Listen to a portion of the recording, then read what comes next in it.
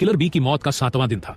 इस दौरान फैजान ने सॉनसाइन पुलिस स्टेशन के इंस्पेक्टर चालू पांडे के साथ मिलकर मामले की गुप्त जांच की थी। हत्यारे का नाम किलर बी है। वह 100 जानवरों के गुट का ट्रेनर था। इसके अलावा वह जुबैर सिंह का सगा भाई था। एक और बात, ब्लड डव नाम का एक और गुट का सदस्य था। वह जुबैर सिंह से भी ज्यादा ताकतवर था। फैजान ने वरुण शेट्टी को अपनी जांच से मिली सारी बातें बताई। जुबैर सिंह एक असली कमीना है। अपने ही पिता की हत्या करना उसके लिए काफी बुरा था। मुझे यकीन नहीं हो रहा कि उसने मुझे मारने के लिए भी किसी को भेजा। मैं यह सुनिश्चित करूंगा कि उसे इसकी भारी कीमत चुकानी पड़े। वरुण शेट्टी की आंखों में एक अलग तरह की चमक आ गई। किलर बी ही वह व्यक्ति था जो लड़ाई के दौरान मारा गया। वरुण शेट्टी खुद मरने के इतने करीब था। अगर किलर बी ने अपनी सतर्कता नहीं छोड़ी होती तो वह उड़ती तलवार से आसानी से बच सकता था। वरुण शेट्टी और फैजान दोनों ही उसके वार से नहीं बच पाते। मौत के इतने करीब जाने के बाद वरुण शेट्टी की नफरत अब अगले स्तर पर पहुंच गई थी। उसे अपनी की सजा मिलेगी, लेकिन भाई, फैजान ने चिंतित होकर कहा, जुबैर सिंह और उसका ग्रुप बहुत ताकतवर है। हम उसका मुकाबला कैसे करेंगे? हम उसे कैसे सजा दिलवाएंगे? यह सच है कि वे हमसे कहीं ज्यादा ताकतवर हैं, लेकिन हम अपनी अक्ल से उन्हें हरा सकते हैं। मैं यह सुनिश्चित करना चाहता हूं कि वे हमारे साथ जो भी बुरा किया है उसकी पूरी कीमत चुकाएं। वरुण शेट्टी की आवाज में जबरदस्त आत्मविश्वास था। ऐसा लग रहा था जैसे उसके दिमाग में कोई योजना पहले से तैयार थी। इसका क्या मतलब है? फैजान ने हैरानी से पूछा। उसे समझ नहीं आ रहा था कि वरुण शेट्टी जुबैर सिंह और उसके खतरनाक ग्रुप से कैसे भिड़ेगा, जबकि वे उससे इतने ज्यादा ताकतवर थे।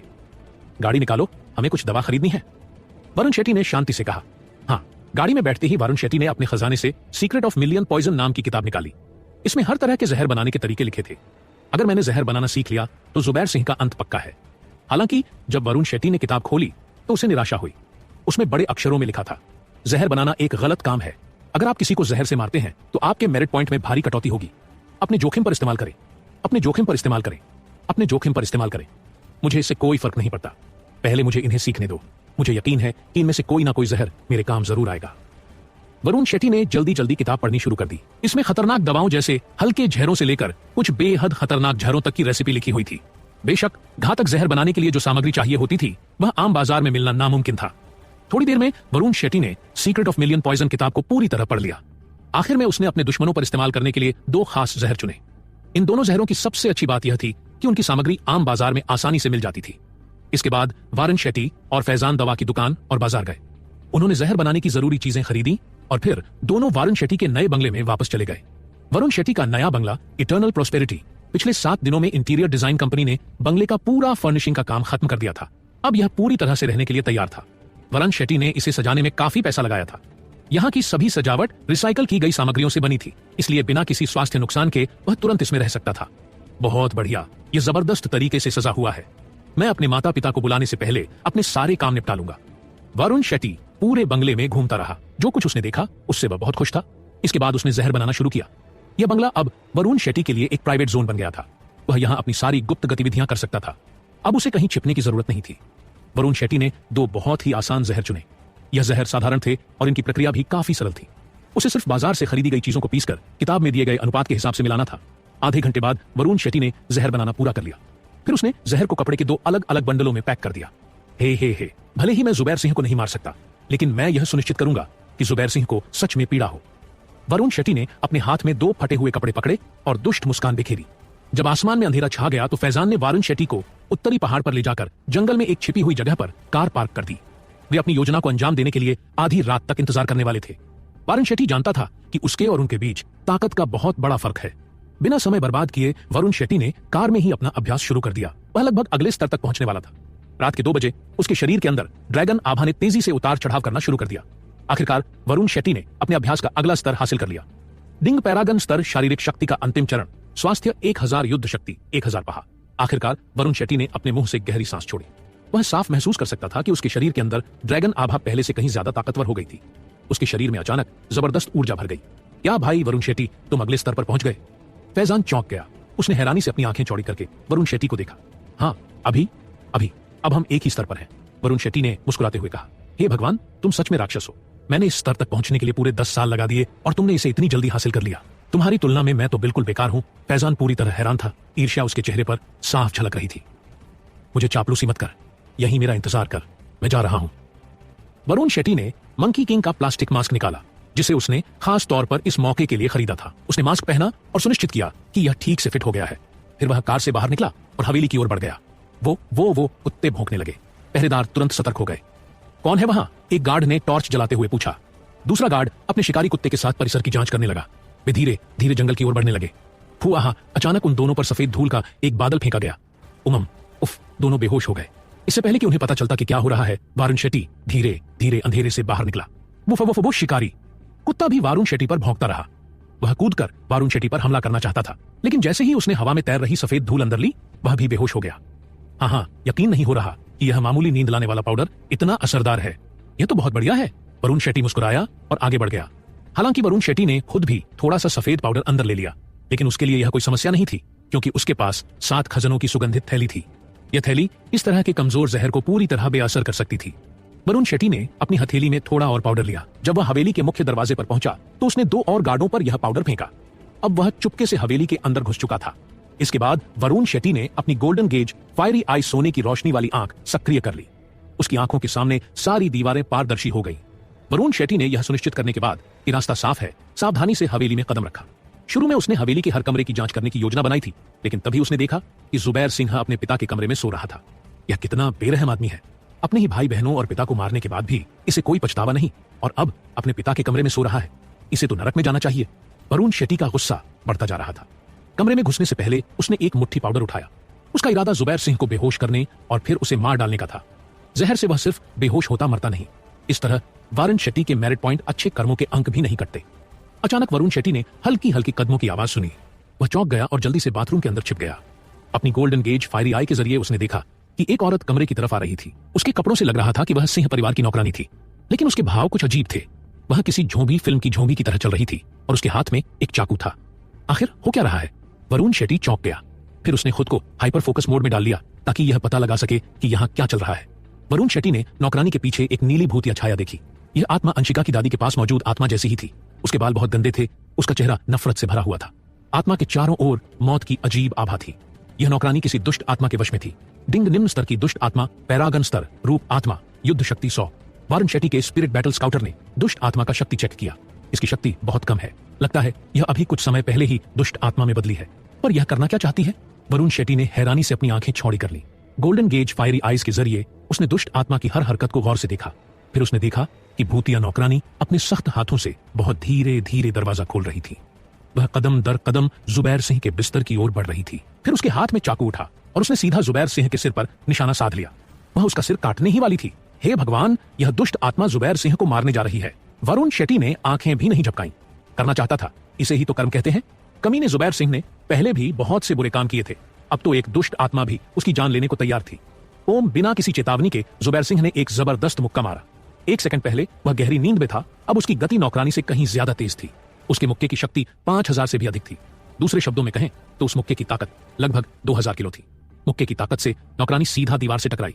उसका पेट फट गया। उसके अंदरूनी अंग जमीन पर गिर गए। कमीनी, तूने मेरी हत्या करने की हिम्मत कैसे की? जुबैर सिंह उठकर बैठ गया और नौकरानी के शव को ठंडी निगाहों से घूरने लगा।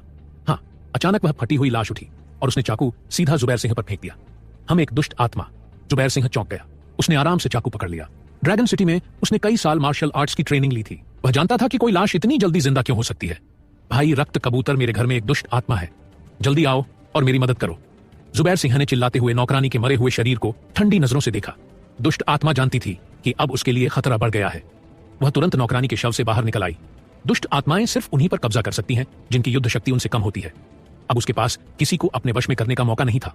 अब वह सिर्फ भाग सकती थी। दुष्ट आत्मा दरवाजे की तरफ भागी, लेकिन जैसे ही उसने दरवाजा खोला वह तुरंत पीछे हट गई। दरवाजे पर एक अधेड़ उम्र का आदमी खड़ा था। उसके लंबे बाल थे। दाहिने हाथ की तर्जनी और मध्यमा उंगली को जोड़कर उसने अपनी दाहिनी आंख के सामने रखा हुआ था। उसके बाएं हाथ में महोगनी की तलवार थी जिस पर 3 का ताबीज लगे हुए थे। शांत हो जा, जब तेरा मुक्का पड़ा था तब मैं जाग गया था। यह आदमी ब्लड डोव था। डिंग पैरागन स्तर आभा प्रशिक्षण का प्रारंभिक चरण, स्वास्थ्य 6000, युद्ध शक्ति 6000। ओ बकवास, यह आदमी तो जुबैर सिंह से भी ज्यादा ताकतवर है। उसी समय ब्लड डोव ने अपनी तलवार 3 बार घुमाई। दुष्ट आत्मा को मजबूर होकर नौकरानी के मृत शरीर में वापस जाना पड़ा। फिर उसने कागजी ताबीज निकालकर नौकरानी की लाश पर चिपका दिया। तू मुझे देख सकता है। लाश के चेहरे पर दुष्ट आत्मा का चेहरा नजर आने लगा। अब वह ब्लड डॉव को घूरने लगी। हे 100 जानवरों के गुट में शामिल होने से पहले मैं ट्रेनिंग लेता था। आज तू बहुत बदकिस्मत है कि मैं यहां हूं। ब्लड डॉव ठहाके लगाकर हंसा। उसने अपनी तलवार घुमाई। तलवार पर लगे 2 कागजी ताबीज जल उठे। नहीं, तुम मुझे नष्ट नहीं कर सकते। मुझे अपना बदला चाहिए। मुझे अपना बदला चाहिए। दुष्ट आत्मा जोर जोर से चीखने लगी, लेकिन ब्लड डोव ने उसे पूरी तरह नजरअंदाज कर दिया। वह अपनी तलवार घुमाता रहा। यह किसी युद्ध की तकनीक से ज्यादा एक अनुष्ठान जैसा लग रहा था। वरुण शेट्टी ने सब कुछ साफ साफ देखा। मेरे दुश्मन का दुश्मन मेरा दोस्त होता है। यह दुष्ट आत्मा जुबैर सिंह को मारना चाहती है, यानी यह मेरी दोस्त है। क्या हुआ आगे जानने के लिए सुनिए कहानी का अगला एपिसोड। मुझे इसे बचाना होगा। सौभाग्य से मेरे पास स्पिरिट केज है, इसकी आत्मा को पकड़ लेना चाहिए। वरुण शेट्टी ने बिना देर किए अपने खजाने से स्पिरिट केज निकाला। आत्मा का पिंजरा काले रंग का था। यह धातु की धूप बत्ती जैसा दिखता था। इस पर 9 कंकाल खुदे हुए थे। इससे एक भयानक आभा निकल रही थी। यह जरूर नरक में बनाया गया होगा। मुझे असफल नहीं होना चाहिए। वरुण शेट्टी ने अपने दाहिने हाथ में स्पिरिट केज और बाएं हाथ में रूफी पाउडर पकड़ रखा था। मर जा दुष्ट आत्मा। ब्लड डोव ने अनुष्ठान पूरा किया। महोगनी तलवार जल उठी। उसने तलवार ऊपर उठाई, आत्मा को खत्म करने के लिए तैयार हो गया। देखो उड़न तश्तरी। अचानक एक आदमी ब्लड डोव के पीछे चिल्लाया। ब्लड डोव ने चौंक कर पीछे देखा। उसी वक्त सफेद पाउडर की एक मुट्ठी उसके ऊपर गिर गई। उसकी आंखें घूम गईं और वह फर्श पर गिर पड़ा। 6000 लड़ाकू शक्ति वाला योद्धा भी रूफी पाउडर से बच नहीं पाया। यह कितना बेवकूफ था। आखिर तुम हो कौन? जुबैर सिंह को गहरा झटका लगा। वह सांस तक नहीं ले पा रहा था। उसकी नजरें वरुण शेट्टी पर टिकी थीं, ठीक वैसे ही जैसे बाज अपने शिकार को घूरता है। पागल ईगल। 100 जानवरों के गुट में जुबैर सिंह का यही खिताब था। फिर भी वह बंदर राजा के मुखौटे के पीछे छिपे इंसान की असली पहचान नहीं जान सका। ड्रैगन सिटी के योद्धा आमतौर पर बहुत मजबूत होते हैं। उनके शरीर की हड्डियां सख्त होती हैं और वे अपनी आंतरिक ऊर्जा आभा को पूरी तरह से नियंत्रित कर सकते हैं। जुबैर सिंह ने अपनी सांस रोक ली थी, जिससे पाउडर का उस पर कोई असर नहीं पड़ा। उसके शरीर में आंतरिक आभा का प्रवाह इतना मजबूत था कि उसे सांस लेने की भी जरूरत नहीं थी। यह आदमी कभी अपनी असली पहचान नहीं बताएगा। जुबैर सिंह ने कुछ कहे बिना वरुण शेट्टी पर हमला कर दिया। ओ हाँ, मुक्के की रफ्तार और ताकत इतनी ज्यादा थी कि हवा तक कांप उठी। 2000 किलो की शक्ति वाला यह मुक्का किसी भी आम इंसान को चूरा चूर कर सकता था। यह नया और बेहतर वरुण शेट्टी के लिए भी बहुत ज्यादा था। लेकिन वरुण शेट्टी ने तुरंत अपनी गोल्डन गोज फायर आई को सक्रिय किया। यह किसी कंप्यूटर गेम में चीट कोड डालने जैसा था। अब वरुण शेट्टी को पहले से ही पता था कि जुबैर सिंह क्या करने वाला है। वरुण शेट्टी ने जल्दी से अपने दूसरे हाथ में पीला पाउडर फेंक दिया। ये दूसरा जहर था जो उसने पहले से तैयार कर रखा था। सुपर खुजली पाउडर। ओ खुजली, बहुत ज्यादा खुजली हो रही है। जुबैर सिंह ने सोचा था कि अगर वह सांस रोक लेगा तो वह बच जाएगा। उसे नहीं पता था कि सुपर खुजली पाउडर सांस के जरिए नहीं बल्कि सीधे त्वचा पर असर करता है। यह पाउडर उसके अंडरवियर तक घुस चुका था। अब उसे ऐसा महसूस हो रहा था जैसे लाखों चींटियां उसके पूरे शरीर पर रेंग रही हों, जैसे हजारों मच्छर उसे लगातार काट रहे हों। अगर उसने इस पर ध्यान नहीं दिया तो वह खुजली से ही मर जाएगा। एक बार अगर वह खुजलाना शुरू कर देता तो वह इसे रोक नहीं सकता था। जुबैर सिंह ने अपना हमला बीच में ही रोक दिया। वह अब खड़ा भी नहीं रह सकता था। वह तुरंत जमीन पर गिर पड़ा। वह पागलों की तरह अपने शरीर को खुजलाने लगा। कुछ ही देर में उसके पूरे शरीर पर खून से लथपथ खरोंच पड़ गई। वरुण शेट्टी ने उसे पूरी तरह से नजरअंदाज कर दिया। वह तेजी से शव की ओर बढ़ा। उसने शव पर चिपके कागज के ताबीज को फाड़ दिया। अचानक एक भयानक नीली आत्मा शव से बाहर निकल आई। उसे वरुण शेट्टी की कोई परवाह नहीं थी। वह बस जल्दी से भाग जाना चाहती थी। रुक जा। वरुण शेट्टी ने आत्मा का पिंजरा खोला और जोर से कहा। बुरी आत्मा पहले से ही कमजोर हो चुकी थी क्योंकि ब्लड डोव ने पहले ही उस पर हमला कर दिया था। अब वह बिल्कुल भी विरोध नहीं कर पाई। वह झट से पिंजरे के अंदर समा गई। मुझे बाहर निकालो, मुझे बाहर निकालो, मुझे अपना बदला चाहिए, बदला। दुष्ट आत्मा पागलों की तरह चिल्लाने लगी, लेकिन वरुण शेट्टी ने बिना देरी किए पिंजरा बंद कर दिया। आखिरकार दुष्ट आत्मा की चीखें बंद हो गईं। दुष्ट आत्माओं से बात करना नामुमकिन है। उनका दिमाग सिर्फ नफरत से भरा होता है। अगर मुझे इसकी असली पहचान जाननी है तो पहले इसकी नफरत दूर करनी होगी। साथ ही मुझे यह भी पता लगाना होगा कि यह जुबैर सिंह को क्यों मारना चाहती थी। वरुण शेट्टी ने जुबैर सिंह की ओर पीठ कर ली और स्पिरिट केज को अपने खजाने की पेटी में रख दिया। अब वह जुबैर सिंह को खत्म करना चाहता था। उसने अपना दाहिना हाथ धीरे से उठाया, क्या सोड एसेंस को सक्रिय करने के लिए। लेकिन तभी अरे, यह तो पागल शेर है। वरुण शेट्टी ने अपनी गोल्डन गोज फायर आई के जरिए देखा कि एक विशाल काया बड़ी तेजी से उसकी ओर बढ़ रहा था। यह वही आदमी जिसके बारे में फाइजान ने मुझे पहले बताया था। डिंग पैरागोन स्तर, भौतिक शरीर का अंतिम चरण, स्वास्थ्य 1300, युद्ध शक्ति 1300। यह आदमी किलर बी से भी ज्यादा ताकतवर था, जिसे वरुण शेट्टी पहले ही मार चुका था। अब वरुण शेट्टी जुबैर सिंह को खत्म करने के बेहद करीब था। लेकिन सोड एसेंस वरुण शेट्टी का सबसे बड़ा रहस्य था। वह किसी भी बाहरी व्यक्ति को यह राज्य नहीं बता सकता था। अपने रहस्य को सुरक्षित रखने के लिए वह खिड़की की ओर दौड़ा और खिड़की का शीशा तोड़ते हुए बगीचे में कूद गया। भाई, आखिर क्या हुआ? मैड लायन काफी तेज था। जब उसने कमरे की हालत देखी तो वह चौंक गया। पीछा करो, पीछा करो। जुबैर सिंह ने पागल शेर को अपने विचार बताने की पूरी कोशिश की। उसके दोनों हाथ उसके पूरे शरीर को खरोंचने में व्यस्त थे। नौकर, पागल शेर। वह चाहता था कि नौकर उस जगह को साफ कर दे। वह वरुण शेट्टी का पीछा करने के लिए बगीचे में कूद गया। मैड लायन का शरीर वरुण शेट्टी से कहीं ज्यादा मजबूत था। वह वरुण शेट्टी से तेज भी था। कुछ सेकंड बाद वह वरुण शेट्टी को पकड़ने में कामयाब हो गया। कायर, तुम कहां भागोगे? मैड लायन चिल्लाया और वरुण शेट्टी को पकड़कर उसका रास्ता रोक लिया। अरे!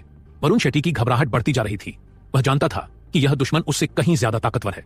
उसके लिए अपने दुश्मन से आगे निकलने का कोई रास्ता नहीं था। वह घबराया हुआ था, लेकिन उसकी मानसिक स्थिति अब पहले से ज्यादा परिपक्व और स्थिर थी। उसने पागल शेर की हरकतों पर बारीकी से नजर रखने के लिए अपने उड़ने वाले ड्रैगन की ताकत का इस्तेमाल किया। जब पागल शेर ने अपनी कमजोरी दिखाई तो वह उसे मारने के लिए अपनी तलवार की शक्ति का इस्तेमाल करने वाला था। अपना मुखौटा उतारो, अपना परिचय दो, मैं तुम्हें को नहीं मारूंगा। वरुण शेट्टी ने कहा, मैं तुम्हें अपना नाम तभी बताऊंगा जब तुम मुझे हरा दोगे। वह समय निकालने की पूरी कोशिश कर रहा था। हम तुम्हें हराने में मुझे कोई मेहनत नहीं लगेगी। तुम्हारी रफ्तार देखकर मैं जानता हूं कि तुम मुझसे बहुत कमजोर हो। मैड लायन ने ठोस अंदाजा लगाया, मैं तुम्हें 10 चालों में हरा दूंगा। उसने अपनी कमर से एक चमचमाती छोटी तलवार निकाली। छोटी तलवार से खतरनाक आभा निकल रही थी। यह साफ था कि इस हथियार से पहले भी कई लोगों को मारा गया था। अगर तुम मुझसे लड़ने के लिए हथियार का इस्तेमाल करने वाले हो तो मुझे भी हथियार चाहिए। अगर मैं निहत्था रहूंगा तो यह अनुचित होगा। अगर तुम पा सको तो यहां कोई हथियार ढूंढ लो। अगर तुम्हें कोई हथियार ना मिले तो मुझे दोष मत देना। पागल शेर हंसा और बोला। उसमें घमंड ज्यादा था, सम्मान कम। यह सिंह परिवार की हवेली का बगीचा था। चारों ओर सिर्फ फूल और लकड़ियां थीं। मुझे एक बांस की छड़ी चाहिए। वरुण शेट्टी जल्दी से बांस की छड़ी की तलाश में भागा। उसने पास के बांस के पौधे से एक छड़ी तोड़ी और उसके पत्ते हटा दिए। अब यह एक बांस की छड़ी बन गई। तरुण की छड़ी का अंतिम कौशल ही वरुण शेट्टी के लिए अपनी ताकत बढ़ाने का एकमात्र तरीका था, क्योंकि वह इस समय अपनी तलवार की असली ताकत का इस्तेमाल नहीं कर सकता था। मर जाओ। मैड लायन ने देखा कि वरुण शेट्टी लड़ने के लिए तैयार है। उसने अपनी छोटी तलवार से वरुण शेट्टी पर हमला किया। मैड लायन की ताकत वरुण शेट्टी से थोड़ी ज्यादा थी, इसलिए वह बहुत तेज था और बहुत ज्यादा ताकतवर भी। यह शेर के खरगोश पर हमला करने जैसा था। वरुण शेट्टी के लिए यह बहुत बुरा समय था, बहुत ताकतवर। वरुण शेट्टी घबरा गया, क्योंकि यह लड़ाई उसके लिए मौत के करीब का अनुभव होने वाली थी। वरुण शेट्टी ने जब मैड लायन को करीब आते देखा तो उसने मुट्ठी सुपर खुजली वाला पाउडर फेंका। मैड लायन ने अपने दाहिने हाथ से तलवार को तेजी से घुमाया। तेज हवा के झोंके ने खुजली वाले पाउडर को उड़ा दिया। उसी समय उसने अपने पैरों से जोर लगाकर 3 फीट दूर छलांग लगा ली। खुजली वाला पाउडर उस पर बिल्कुल भी नहीं गिरा। फिर वरुण शेट्टी ने तुरंत पीछा किया और बांस की छड़ी से मैड लायन के सिर पर वार किया। यह वरुण शेट्टी की चाल थी। उसने उसका ध्यान भटकाने के लिए खुजली वाले पाउडर का इस्तेमाल किया था। इससे पहले कि मैड लायन अपने आसपास की चीजों पर प्रतिक्रिया कर पाता, बांस की छड़ी उसके सिर पर गिर गई। समय एकदम सही था। वरुण शेट्टी की ताकत से कोई आम आदमी जरूर बेहोश हो जाता, लेकिन उसका दुश्मन पागल शेर था। उसने वरुण शेट्टी की बांस की छड़ी पकड़ ली और अपनी तलवार से उसे 2 हिस्सों में काट दिया। कहा, यार तुम बहुत कमजोर हो। हाँ हाँ हाँ हाँ, पागल शेर ने घमंड से हंसते हुए कहा, तुम सही कह रहे हो, मैं तुमसे कमजोर हूं, लेकिन क्या तुम्हें नहीं लगता कि तुम्हारी हथेली में कुछ गड़बड़ है? वरुण शेट्टी ने शांत भाव से मजाक किया। मेरी हथेली? पागल शेर अचंभित रह गया। उसकी प्रतिक्रिया धीमी थी, शायद इसलिए कि उसकी हथेली की चमड़ी बहुत मोटी थी। खुजली, बहुत खुजली। तुमने मेरे साथ क्या कर दिया है? उसकी बाईं हथेली में इतनी खुजली हो रही थी कि उसने अपनी तलवार जमीन पर गिरा दी। फिर वह पागलों की तरह अपनी हथेली को खुजलाने लगा। हे, ये मेरी छोटी सी चाल थी, क्या तुम्हें इसमें मजा आया? वरुण शेट्टी हंसने लगा। वरुण शेट्टी ने बांस की छड़ी पर कुछ सुपर खुजली वाला पाउडर लगा दिया था। ये एक के बाद एक चालें होंगी। वरुण शेट्टी चाहता था कि पागल शेर बांस की छड़ी को रोकने के लिए अपने हाथ का इस्तेमाल करे। पागल शेर को बहुत खुजली के कारण अपने दाहिने हाथ से अपनी बाईं हथेली को खरोंचना पड़ा। उसकी लड़ाई करने की ताकत अब बेकार हो गई थी, क्योंकि उसके दोनों हाथ व्यस्त थे। वह अब बस एक खुजलाने वाला बत्तख बन गया था। बेवकूफ, इधर देखो। वरुण शेट्टी अब और विनम्र नहीं होने वाला था। उसने बांस की छड़ी उठाई और उसे बेशुद्ध करके पीटना शुरू कर दिया। आउच, आउच, दर्द हो रहा है। पागल शेर दर्द से कराह रहा था। उसका शरीर काफी मजबूत था, लेकिन वरुण शेट्टी के पास 1000 लड़ाई करने की ताकत थी। हर बार में 400 किलो की ताकत थी। हर प्रहार से भयंकर दर्द होता था। कुछ ही देर में पागल शेर बुरी तरह घायल हो गया। वह बस भागना चाहता था। पागल शेर दर्द और खुजली को सहते हुए हवेली की ओर भागा। मैंने सोचा था कि तुम मुझे मारना चाहते हो। अब तुम्हारे भागने के लिए बहुत देर हो चुकी है। वरुण शेट्टी ने अपनी पूरी ताकत से मैड लायन पर वार किया। ड्रैगन नेस्ट को नष्ट करने का उन्नत संस्करण। पम! हवा में एक भारी आवाज गूंज उठी। पागल शेर की पिछवाड़े में बांस की छड़ी घुस गई थी। यह उसके ग्लोरी होल में गहराई तक धंस गई थी। बांस की छड़ी की सतह पर बहुत सारा सुपर खुजली वाला पाउडर लगा हुआ था। आउच! मैड लायन दर्द से कराह रहा था। असल में उसका पिछवाड़ा पूरी तरह से बर्बाद हो चुका था। भयंकर दर्द और जबरदस्त खुजली का मेल उसके लिए किसी नरक से कम नहीं था। जब भी वह अपने पिछवाड़े को खुजलाने के लिए हाथ लगाता, वरुण शेट्टी के दिमाग में एक अजीब गाना बजने लगता। टूटा हुआ पिछवाड़ा और जले हुए नितंब। दर्द इतना अच्छा था कि मैड लायन पतंग की तरह ऊंचा महसूस कर रहा था। तलवार, चलो। वरुण शेट्टी के पास दर्द से तड़पते पागल शेर को देखने का समय नहीं था। वह जोर से चिल्लाया और उसकी तलवार सीधे पागल शेर के दिल में ढंस गई। यह उसके दिल में रुक गई और उसकी सारी ताकत सोख ली। डिंग! आपने एक बुरे आदमी को मार दिया है। Triple realms merit points 1000। Ding! आपके पास अब 2287 ट्रिपल रियल्म्स मेरिट पॉइंट्स हैं। अगले स्तर पर जाने के लिए 7713 पॉइंट्स की जरूरत है। डिंग! सुपर परोपकारी आकर्षण, एफ दोष भाग्य, फोसोनेटर, स्पिरिट बैटल स्काउटर लगातार वरुण शेट्टी को संदेश भेज रहा था, लेकिन वरुण शेट्टी को इससे कोई फर्क नहीं पड़ता था। वह अपनी तलवार की ताकत को महसूस करना और देखना चाहता था। जुबैर सिंह अब तक खुजली वाले पाउडर को धो सकता था और किसी भी समय वरुण शेट्टी पर हमला कर सकता था। वरुण शेट्टी अपनी चालों से मैड लायन को हराने में सफल रहा, क्योंकि वे ताकत में बहुत अलग नहीं थे। लेकिन जब बात जुबैर सिंह से लड़ने की आई तो वरुण शेट्टी के पास कोई मौका नहीं था। वरुण शेट्टी ने मैड लायन की ताकत को सोखकर अपनी तलवार की असली शक्ति वापस पा ली। फिर वह फैजान के साथ सिंह हवेली से जल्दी से निकल गया। वे दोनों वरुण शेट्टी के बंगले में वापस चले गए। सौभाग्य से सब कुछ सही तरीके से हुआ। एक ताकतवर दुश्मन को खत्म किया, जुबैर सिंह के साथ खिलवाड़ किया और एक दुष्ट आत्मा को बचाया। कुल मिलाकर यह मिशन काफी फायदेमंद रही। वरुण शेट्टी आराम से सोफे पर बैठ गया। उसके चेहरे पर मुस्कान थी जिसे वह छिपा नहीं सका। थोड़ी देर आराम करने के बाद उसने 100 जड़ी बूटियों का दवा पिया और अपना ट्रेनिंग शुरू कर दिया। जिस रात अंशिका को उठाया गया था, उसने ठान लिया था कि वह खुद को और मजबूत बनाने के लिए पूरी रात जागेगा। जब तक उसके पास 100 जड़ी बूटियों का बोतल था जो उसे ताकतवर बनाए रखता, वह आगे बढ़ता रहेगा। वह और भी ताकतवर बनने के लिए पूरी तरह से तैयार था। वह और ज्यादा लड़ने की ताकत चाहता था। वह कभी भी अभ्यास करना बंद नहीं करेगा। अगले दिन फैजान ने वरुण शेट्टी के लिए नाश्ता खरीदा। नाश्ता करते समय वरुण शेट्टी ग्रुप चैट देख रहा था। उसी समय उसने विनायक को एक संदेश भेजा और पूछा कि एक दुष्ट आत्मा की नफरत को कैसे दूर किया जाए। ये विनायक मेरे संदेशों का जवाब क्यों नहीं दे रहा? क्या वह अभी भी सो रहा है? अब लकी की पढ़ने की गति भगवान जैसी हो गई थी। कुछ ही सेकंड में उसने ग्रुप चैट पढ़ डाली। उसकी प्लेट में थोड़ा खाना बचा हुआ था, इसलिए उसने सोचा कि क्यों ना स्कूल वेबसाइट पर भी नजर डाली जाए। जैसा कि उम्मीद थी, उसके बारे में खबरें अभी भी स्कूल वेबसाइट पर छाई हुई थीं। और तो और उसके फैन क्लब में अब 10,000 से भी ज्यादा लोग जुड़ चुके थे। क्या हुआ आगे जानने के लिए सुनिए कहानी का अगला एपिसोड। जल्दी से सब कुछ पढ़ने के बाद वरुण शेट्टी को कोई ज्यादा दिलचस्प चीज नहीं दिखी। तभी उसे एक विचार आया। उसे एहसास हुआ कि उसने बहुत दिनों से अपना कि क्या कोई प्रशंसक मुझे फॉलो कर रहा है। वरुण शेट्टी ने इंस्टाग्राम खोला। हे भगवान, 20,333 प्रशंसक मुझे फॉलो कर रहे हैं। यह पागलपन है। वरुण शेट्टी ने अपना जबड़ा चौड़ा करके मॉनिटर को देखा। पहले 2 या 3 इंस्टाग्राम दिनों के भीतर 200,000 लोगों ने उसे फॉलो कर लिया और संख्या अभी भी बढ़ रही थी। यह अजीब है। मेरे सभी प्रशंसक इसी विश्वविद्यालय से होने चाहिए थे। मेरे प्रशंसक क्लब में केवल 10,000 से ज्यादा लोग हैं, फिर यहाँ पर मेरे 20,000 प्रशंसक कैसे हो सकते हैं? वरुण शेट्टी वाकई हैरान था। तभी उसकी नजर स्क्रीन के दाईं ओर सभी चर्चित विषयों पर पड़ी। पहला हॉट टॉपिक किसी अनजान अभिनेत्री के बारे में था जो अपने मैनेजर के साथ अपने पति को धोखा दे रही थी। यह मामला लोगों के बीच बहुत चर्चा का विषय बन गया था। इस धोखेबाज और उसके बॉयफ्रेंड ने वाकई बहुत ही गंदा काम किया था। पूरे देश के लोग उनकी आलोचना कर रहे थे। यहां तक कि वरुण शेट्टी जैसे लोग जिन्हें मनोरंजन की दुनिया में ज्यादा दिलचस्पी नहीं थी, उन्होंने भी अभिनेता का समर्थन करने के लिए। हे भगवान, मुझे विश्वास नहीं हो रहा कि चर्चित विषयों में से एक मेरे बारे में है। वरुण शेट्टी इस बात से बहुत खुश था कि अब वह इंटरनेट पर मशहूर हो चुका है। उसने तुरंत ही इस हॉट टॉपिक पर क्लिक कर दिया। इसकी सामग्री अन्य इंस्टाग्राम से सभी लोग गैर स्थानीय थे। पहले तो वरुण शेट्टी ने सोचा था कि यह सभी लोग उसे सिर्फ इसीलिए फॉलो कर रहे हैं क्योंकि उन्हें खेलों में दिलचस्पी है। लेकिन जब उसने कुछ टिप्पणियां पढ़ी तो वह सचमुच उलझन में पड़ गया। यह आकर्षण मेरा आकर्षण होगा। तभी वरुण शेट्टी को अचानक एक बात समझ में आई। उसने किलर बी और मैड लायन को मार दिया था। उसने जो मेरिट पॉइंट्स अर्जित किए थे उनसे उसका आकर्षण बहुत बढ़ गया था। आकर्षण एक ऐसी चीज थी जिससे इंसान दूसरों का विश्वास और स्नेह आसानी से जीत सकता था। मनोरंजन की दुनिया में कई ऐसे हीरो और हीरोइन थे जो दिखने में बहुत खास नहीं थे, लेकिन उनके अंदर एक अलग ही आकर्षण था। इसी वजह से वे अपने प्रशंसकों का एक बड़ा समूह बना पाए थे। हाँ, ऐसा लगता है कि मुझ में इंटरनेट पर मशहूर होने की पूरी क्षमता है। वरुण शेट्टी हंसा। उसने अपना मोबाइल उठाया और नाश्ता करते हुए अपनी एक तस्वीर खींची। फिर उसने वह तस्वीर पोस्ट कर दी। उसे यकीन नहीं हो रहा था। खैर, इंटरनेट सनसनी बनने के लिए किसी को बेहद मशहूर होना पड़ता था, क्योंकि इंटरनेट का इस्तेमाल दुनिया भर के लोगों के बीच बहुत आम हो चुका था। इसलिए इंटरनेट सनसनी किसी तरह के सुपरस्टार बन चुके थे। अब मशहूर होने के लिए किसी को गाना गाने या एक्टिंग करने में माहिर होने की जरूरत नहीं थी। वरुण शेट्टी को उसी पल यही महसूस हुआ। आधे खाए हुए पांव और सादे दलिया के एक सामान्य कटोरे पर कुछ ही मिनटों में हजारों कमेंट आ चुकी थी और यह संख्या लगातार बढ़ती ही जा रही थी। वरुण शेट्टी ने अपना फोन हाथ में पकड़ा और मुस्कुराने लगा। हम हो सकता है कि कोई बिजनेसमैन मुझे ढूंढने यहां आए। हम किसी विज्ञापन के लिए फोटो शूट कर सकते हैं। हो सकता है कोई मशहूर निर्देशक आए और मुझे अपनी फिल्मों में हीरो करने के लिए बुलाए। कुछ लोग संगीत समारोहों में मेरे लिए गाने भी लिख सकते हैं। वाह, हा, डिंग। अचानक मोबाइल फोन में कंपन हुआ। आपको देखकर अच्छा लगा। भगवान, वरुण शेट्टी, आपको एक दुष्ट आत्मा की नफरत को खत्म करने में मदद करने के लिए सही व्यक्ति मिल गया है। मेरे गोल्डन पर्पल खाखरा को किराए पर लेने की कीमत केवल 998 ट्रिपल रियल्स मेरिट पॉइंट है। इसके अलावा मैं एक ट्रांसफॉर्मेशन समारोह भी मुफ्त में दूंगा। विनायक ने कहा, अरे मुझे एक छोटी मोटी बुरी आत्मा को खत्म करने के लिए आपके गोल्डन पर पर्ल खाखरा की जरूरत नहीं है। यह तो ऐसे होगा जैसे किसी मुर्गे को मारने के लिए टैंकर का इस्तेमाल करना। वरुण शेट्टी ने कहा, मैं समझ गया। फिर मैं इस दुष्ट आत्मा से निपटने के लिए वज्रबोधि कंगन की सिफारिश करना चाहूंगा। यह आध्यात्मिक वस्तु आपके द्वारा खुद पवित्र की गई है। साथ ही मैं दुष्ट आत्माओं को उनकी नफरत से मुक्त करने का एक मुफ्त मैनुअल भी दूंगा। इस पैकेज की कीमत सिर्फ 998 है।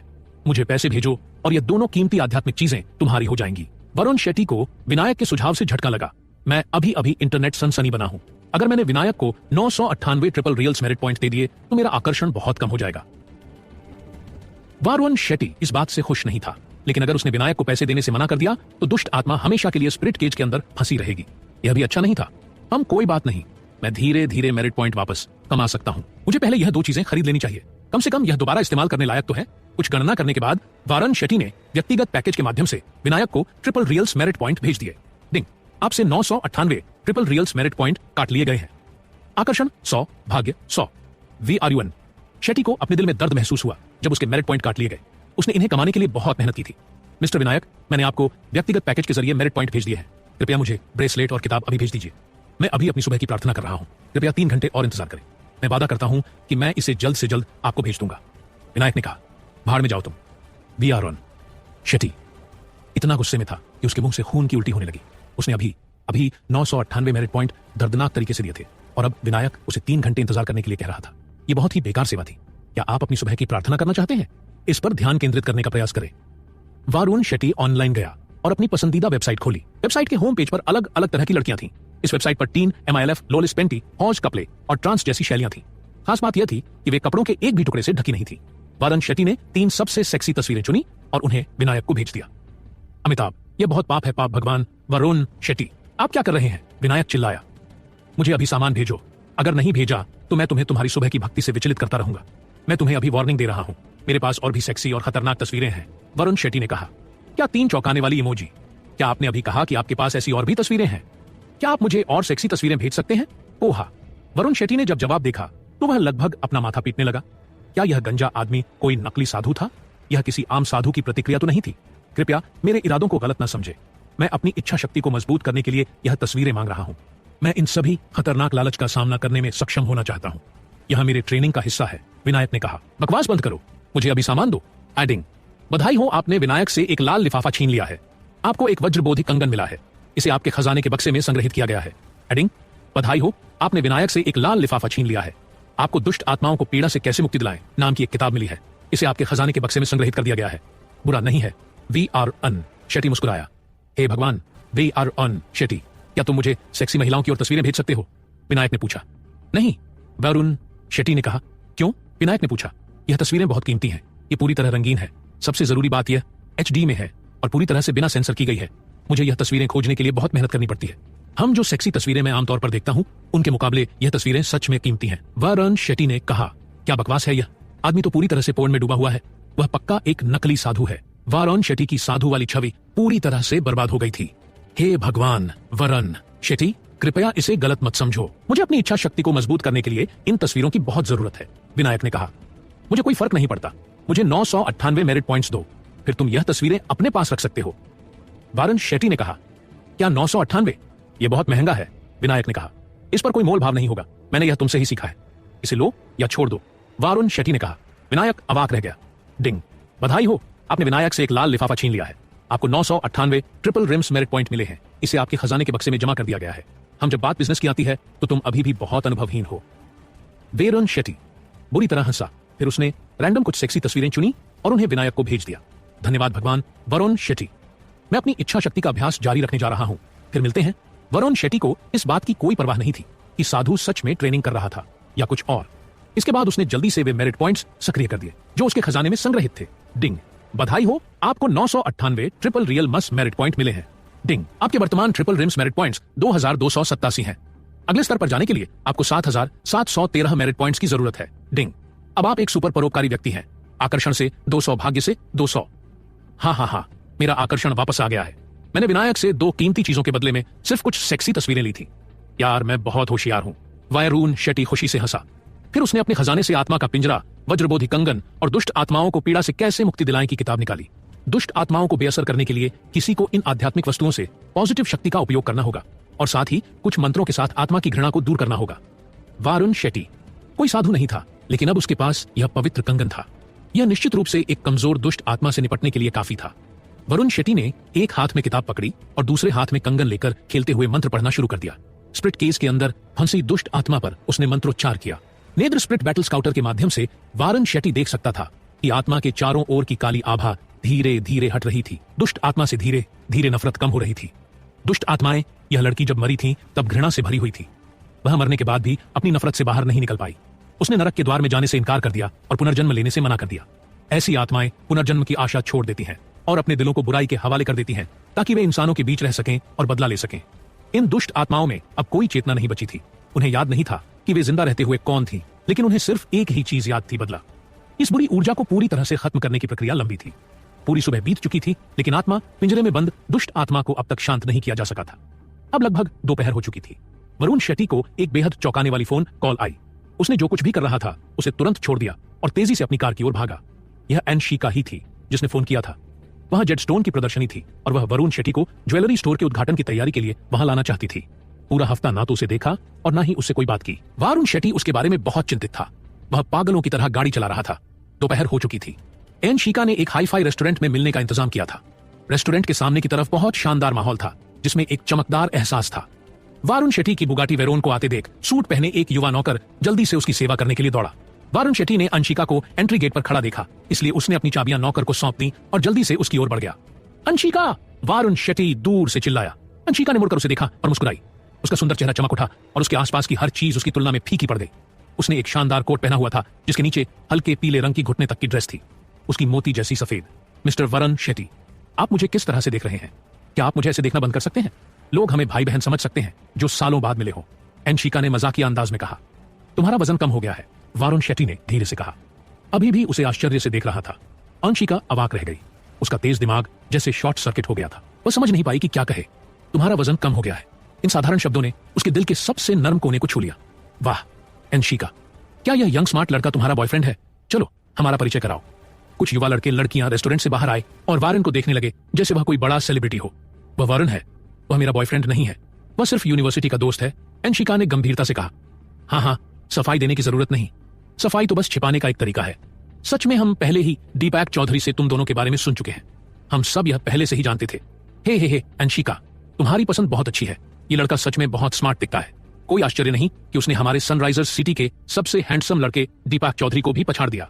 अब दीपक चौधरी को सिर्फ दूसरा स्थान ही मिल सकता है। सनराइजर्स सिटी का सबसे खूबसूरत लड़का तो हमारे सामने खड़ा है। बुरा नहीं है, हमारे अंशिका की पसंद लाजवाब है। क्या हुआ आगे जानने के लिए सुनिए कहानी का अगला एपिसोड। इन युवाओं का जोश बढ़ता जा रहा था। हालांकि उनकी बातें वरुण शेट्टी के बारे में थीं, लेकिन जो समझदार थे वे पहले ही समझ चुके थे कि यह सब सिर्फ अंशिका की चापलूसी करने के लिए कहा जा रहा था। किसी ने भी वरुण शेट्टी से सीधे बात करने की कोशिश नहीं की। यह साफ था कि उनकी नजर में वरुण शेट्टी अंशिका के लिए बस एक खिलौने की तरह था। एक ऐसा खिलौना जिसे अंशिका कभी पब्लिक रूप से नहीं अपनाएगी। वे वरुण शेट्टी से दोस्ती करने में कोई दिलचस्पी नहीं रखते थे। वरुण शेट्टी थोड़ा नाराज हुआ और धीरे से फुसफुसाया। अंशिका, तुमने मुझे क्यों नहीं बताया कि हमारे साथ लंच में और भी लोग होंगे? यह लंच पार्टी दीपक चौधरी के आखिरी मिनट के प्लान पर रखी गई थी। यह सभी लोग उसके दोस्त हैं। हम शाम को जेड स्टोन प्रदर्शनी में जाएंगे। मुझे नहीं पता था कि उनके प्रस्ताव को कैसे मना करूं, अंशिका ने लाचारी में कहा। वरुण शेट्टी कुछ पल के लिए हैरान रह गया। फिर उसे समझ आया यह सभी सनराइजर्स सिटी के अमीर घरानों के बच्चे हैं। दूसरी अमीर पीढ़ी, दूसरी पिता, अमीर नेता पीढ़ी। उनके व्यवहार से यह साफ झलक रहा था। अंशिका बहुत समय हो गया। तभी एक काली वह कपल एक दूसरे का हाथ थामे आगे बढ़ा। बहुत दिनों बाद मिल रहे हैं। अंशिका ने लड़की का वेलकम किया, लेकिन बहुत उत्साह से नहीं। यह साफ था कि वे बहुत करीबी दोस्त नहीं थी। क्या रिया? वरुण शेट्टी को कुछ गलत सुनाई दिया। वरुण शेट्टी हैरान रह गया और लगभग जोर से हंस पड़ा। उसे हंसी रोकने की इतनी ज्यादा कोशिश करनी पड़ी कि उसकी कमर तक दुखने लगी। आओ मैं तुम्हें एक शानदार परिचय दूं। यह मेरा बॉयफ्रेंड फरहान है। क्राउन जेड स्टोर उसी का बनाया हुआ है। शाम को जब भी तुम जेड खरीदो, अगर तुम्हें कोई सवाल हो तो तुम हमेशा मेरे बॉयफ्रेंड से पूछ सकते हो। मैं गारंटी देती हूं कि तुम सिर्फ मुनाफा कमाओगे और कोई पैसा नहीं खोगे। रिया ने अपने बगल में बैठे आदमी की ओर इशारा किया। बोलते समय उसकी ठुड्डी आसमान की ओर थी। यह साफ दिख रहा था कि वह सिर्फ दिखावा कर रही थी। जब दूसरी अमीर पीढ़ी के बच्चों के ग्रुप ने यह सुना तो वे तुरंत फरहान के पास गए और उत्साह से उसका वेलकम करने लगे। आजकल दोस्ती और रिश्ते इसी तरह काम करते हैं। फायदे के लिए दोस्त बनाने वालों को हमेशा एक खास तरह का व्यवहार मिलता है। वरुण शेट्टी एक तरफ खड़ा होकर बस शांतिपूर्वक यह सब देख रहा था, लेकिन रिया ने उसे घृणा से देखा और जोर से बोली, अन्नामिका, मैंने दीपक से सुना है कि तुमने अपने लिए एक बॉयफ्रेंड ढूंढ लिया है। यह वही नहीं हो सकता जो तुम्हारे बगल में खड़ा है ना? ऐसा नहीं लगता कि यह किसी भी तरह से सफल होगा। अंशिका के चेहरे पर हल्की सख्ती आ गई। वह मेरा यूनिवर्सिटी का दोस्त है, मेरा बॉयफ्रेंड नहीं। वह सफल होगा या नहीं यह तो भविष्य ही बताएगा। जो आखिर में हंसता है वही सबसे अच्छा हंसता है। यह तो बस एक निकम्मा लड़का है। यह भविष्य में कैसे सफल हो सकता है? रिया ने तिरस्कार भरे लहजे में कहा। उसने निकम्मा शब्द पर जोर दिया। रिया, तुमने मुझे इस खूबसूरत महिला से मिलवाया नहीं। तभी फरहान वहां आया। सतह पर देखने में वह एक अच्छे स्वभाव वाला शरीफ आदमी लग रहा था, लेकिन असल में उसकी गंदी निगाहें अंशिका के शरीर पर ही अटकी थीं। एक नंबर का घटिया आदमी। यह अंशिका रॉय है, रिया ने ठंडे स्वर में कहा। अंशिका, वो आप रॉय परिवार की बेटी हैं। अंशिका रॉय, आखिरकार आपसे मिलकर बहुत खुशी हुई। फरहान ने अपने दोनों हाथ आगे बढ़ाए। देखने में तो लग रहा था कि वह बस हाथ मिलाना चाहता है, लेकिन असल में वह अंशिका को छूने की कोशिश कर रहा था। अंशिका के नाजुक हाथों को छूने का सपना हर आदमी देखता था। थप्पड़। वरुण शेट्टी पहले से ही थोड़ा चिढ़ा हुआ था। इस गंदे इंसान को देखकर उसका गुस्सा और बढ़ गया। तेजी से उसने फरहान का हाथ झटक दिया और सख्त आवाज में बोला, यह क्या मतलब था? तुम इस खूबसूरत लड़की को देख सकते हो लेकिन इस हैंडसम लड़के को नहीं? फरहान चौंक गया और जबरदस्ती मुस्कुराकर बोला, माफ कीजिए, ये मेरी गलती थी। रिया, तुमने मुझे इस शानदार यंग मैन से मिलवाया नहीं। मैं वरुण हूं, बस एक और गरीब स्टूडेंट, लक्की ने बेपरवाही से कहा। आपसे मिलकर खुशी हुई, फरहान ने मुस्कुराते हुए हाथ आगे बढ़ाया। वरुण शेट्टी बिना कोई ध्यान दिए वहीं खड़ा रहा। फरहान वहीं खड़ा रह गया, उसका हाथ हवा में ही अटक गया। यह तो सीधे सीधे बेइज्जती थी। तू फरहान इतना गुस्से में था कि उसका चेहरा लाल से हरा हो गया। वह एक मशहूर जेडवेयर स्टोर का मालिक था, जिसकी कुल संपत्ति 300 करोड़ से भी ज्यादा थी। उसने अपने स्तर से नीचे जाकर एक गरीब छात्र से हाथ मिलाने की कोशिश की, लेकिन उसे पूरी तरह से नजरअंदाज कर दिया गया। यह उसके चेहरे पर एक जोरदार तमाचा था। रिया भी गुस्से में थी। उसने ताने भरे लहजे में कहा, हाँ, तुम जैसे लड़के बस खिलौने हो। यह क्या बकवास है? क्या तुम्हें लगता है कि फरहान तुमसे सच में हाथ मिलाना चाहता था? वह तो बस अंशिका का सम्मान बनाए रखने के लिए ऐसा कर रहा था। तुरंत ही चारों तरफ सन्नाटा छा गया। सबकी निगाहें वरुण शेट्टी पर टिक गईं। जान लो, उनके ग्रुप में रिया को एक घमंडी लड़की माना जाता था। वरुण शेट्टी को उससे उलझने की वजह से मुश्किल में पड़ना पड़ा। रिया, बकवास मत करो, कोई खिलौना नहीं है। अंशिका की भौं सिकुड़ गई। उसकी गहरी खूबसूरत आंखें सर्दियों की रात के तारों की तरह ठंडी हो गई। हाँ, मैं बकवास कर रही हूं, रिया ने गुस्से में कहा। वह तो बस एक गरीब छात्र है। क्या वह इंसान नहीं है? क्या तुम सच में सोचती हो कि अगर तुम ना होती तो वह यहां खड़ा होकर हमसे बात कर रहा होता? रिया का गुस्सा बढ़ता जा रहा था। वह बोली, क्या इसके पास कोई नौकरी है, कोई करियर, कोई पहचान? हाँ, कहने की जरूरत नहीं। यह लड़का कभी भी उस मर्सिडीज बेंज स्टीन 120 को नहीं खरीद पाएगा जिसे मेरा बॉयफ्रेंड चला रहा है। मर्सिडीज बेंज स्टीन 120 की शुरुआती कीमत लगभग 10 लाख थी। एक आम आदमी तो पूरी जिंदगी में इसे खरीदने के बारे में सोच भी नहीं सकता था। यह सुनते ही अमीर घरानों के वे बिगड़ैल बच्चे अपनी हंसी छिपाने की कोशिश भी नहीं कर रहे थे। कुछ तो खुलकर वरुण शेट्टी का मजाक उड़ा रहे थे। वरुण, तभी एक चमचमाती काली बुगाटी वेरॉन भीड़ के सामने आकर रुकी। वाह, क्या शानदार कार है! हे भगवान, ये बुगाटी वेरॉन है। मैंने इसे एक बार ऑटो शो में देखा था। इसकी कीमत 38 करोड़ है। पूरे सनराइजर्स सिटी में ऐसी सिर्फ एक ही है। जल्दी करो, जल्दी करो, इसकी फोटो लो, मुझे अपने दोस्तों को दिखानी है। मुझे भी इसके साथ एक फोटो चाहिए, मुझे भी। हर कोई खुशी से उछल पड़ा। हालांकि यह सभी दूसरे घरानों के बच्चे थे, लेकिन इस कार को वे बस दूर से देख सकते थे। यह गाड़ी केवल शहर के सबसे अमीर लोगों के लिए थी। रिया की आंखें लालसा से चमक उठी। उसके जैसी घमंडी औरत के लिए यह भव्य कार्य किसी सपने से कम नहीं थी। वह यह सोचने लगी कि अगर इस कार के मालिक की गर्लफ्रेंड बनने का मौका मिले तो कैसा रहेगा। फरहान ने जब रिया के चेहरे पर यह दीवानगी देखी तो उसे बहुत गुस्सा आया। उसकी खुद की गर्लफ्रेंड किसी और की कार देखकर इतनी प्रभावित हो रही थी। कोई भी आदमी इसे बर्दाश्त नहीं कर सकता था। जैसे ही कार का दरवाजा खुला, सब लोग उत्सुकता से देखने लगे कि ड्राइवर कौन है, लेकिन अंदर से एक नौकर निकला। वह सीधा वरुण शेट्टी के पास आया और आदर से बोला, सर, हमारे मैनेजर ने मुझे भेजा है। वह पूछना चाहते हैं कि क्या हम आपकी कार को हमारे रेस्टोरेंट के सामने पार्क कर सकते हैं? इससे हमारा रेस्टोरेंट और भी शानदार लगेगा। वरुण शेट्टी ने कंधे उचका और आराम से बोला, ठीक है, कर दो, लेकिन किसी को मत बताना कि यह मेरी कार है। मैं कम दिखावा करना पसंद करता हूं, समझ गए? सर, हम किसी को नहीं बताएंगे कि यह आपकी कार है। बहुत बहुत धन्यवाद। नौकर ने बार बार झुककर प्रणाम किया और फिर उस रेस कार को रेस्टोरेंट के ठीक सामने खुले में पार्क कर दिया। अब राह चलते लोग भी कार देखने के लिए रुकने लगे। धमाका। घरानों के वे बिगड़ैल बच्चे ऐसे खड़े थे जैसे उन पर बिजली गिर गई हो। हर किसी का मुंह खुला का खुला रह गया। वे ऐसे दिख रहे थे जैसे किसी ने अभी अभी उन्हें कुचल दिया हो। आंखें फटी रह गईं और जबड़े इतने नीचे गिर गए कि उनमें आसानी से एक मुट्ठी घुस से जा सकती थी। किसी ने सपने में भी नहीं सोचा था कि वह लग्जरी कार वरुण की होगी। यह आदमी आखिर था कौन? यह तो बिल्कुल हीरो था। रिया का चेहरा ऐसे बिगड़ गया जैसे उसने अभी अभी कुछ बहुत ही बुरा छक लिया हो। उसने सबके सामने वरुण शेट्टी पर लड़कों का खिलौना होने का आरोप लगाया था। उसने यहां तक कह दिया था कि वह अपनी पूरी जिंदगी में कभी भी मर्सिडीज बेंज स्टीन 120 नहीं खरीद सकता। लेकिन हकीकत यह थी कि स्टीन 120 की कीमत में बुगाटी के पूरे ग्रुप तक। सबके चेहरे ऐसे जल रहे थे जैसे किसी ने उन्हें अदृश्य थप्पड़ मार दिया हो। मिस्टर वरुण शेट्टी, आपने बहुत ही कम दिखावा किया। कितने शांत स्वभाव के हैं आप। कुछ चालाक लोग तुरंत वरुण शेट्टी की तरफ दौड़े। उनके चेहरे पर बड़ी बड़ी मुस्कान थी, यहां तक कि वे उसे सम्मान से बुलाने लगे। मैं कुछ भी छिपाने की कोशिश नहीं कर रहा था। यह तो बस एक छोटी सी साधारण कार है, इसमें घमंड करने जैसा क्या है? क्या बकवास है? छोटी साधारण कार? इतना शांत और बेफिक्र रहना यह दुनिया का सबसे घातक हथियार हो सकता है। वरुण शेट्टी की यह बात उन सभी लोगों के लिए एक जबरदस्त झटका थी जिन्होंने उसे पहले नीची नजर से देखा था। रिया और फरहान के चेहरे शर्म से लाल हो गए। अगर इस वक्त जमीन में कोई गड्ढा होता तो वे खुशी खुशी उसमें कूद जाते। हाँ, मिस्टर वरुण शेट्टी ने बिल्कुल सही कहा। हमें विनम्र रहना चाहिए। अपने पैसों का दिखावा करने की कोई जरूरत नहीं। एक मोटे आदमी ने, जिसके चेहरे पर जबरन मुस्कान थी, आगे बढ़कर अपना बिजनेस कार्ड निकाला। मास्टर वरुण शेट्टी, यह मेरा बिजनेस कार्ड है। कृपया फ्यूचर में मेरा ख्याल रखें। मिस्टर वरुण शेट्टी, यह मेरा नाम कार्ड है। मिस्टर वरुण शेट्टी, यह मेरा। देखते ही देखते दूसरी पीढ़ी के अमीर लड़के वरुण शेट्टी के फैन बन गए। सब अपने बिजनेस कार्ड उसे देने के लिए मरे जा रहे थे। हे अभी तुमने मुझे अनदेखा किया था, अब मेरी बारी है कि मैं तुम्हें दिखाऊं कि मैं कितना बढ़िया हूं। वरुण शेट्टी ने हंसते हुए कहा और एक भी कार्ड नहीं लिया। वह रोबदार अंदाज व तिरस्कार भरी नजर। वरुण शेट्टी किसी राजा की तरह लग रहा था। दूसरी पीढ़ी के अमीर लड़कों को समझ आ गया था कि वरुण शेट्टी उनका मजाक उड़ा रहा है, लेकिन किसी की हिम्मत नहीं हुई कि कुछ कह सके। हर कोई जानता था कि वे वरुण शेट्टी जैसे अमीर इंसान की बराबरी कभी नहीं कर सकते। अगर उनके पिता भी वहां होते तो उन्हें भी वरुण शेट्टी को सम्मान देना पड़ता।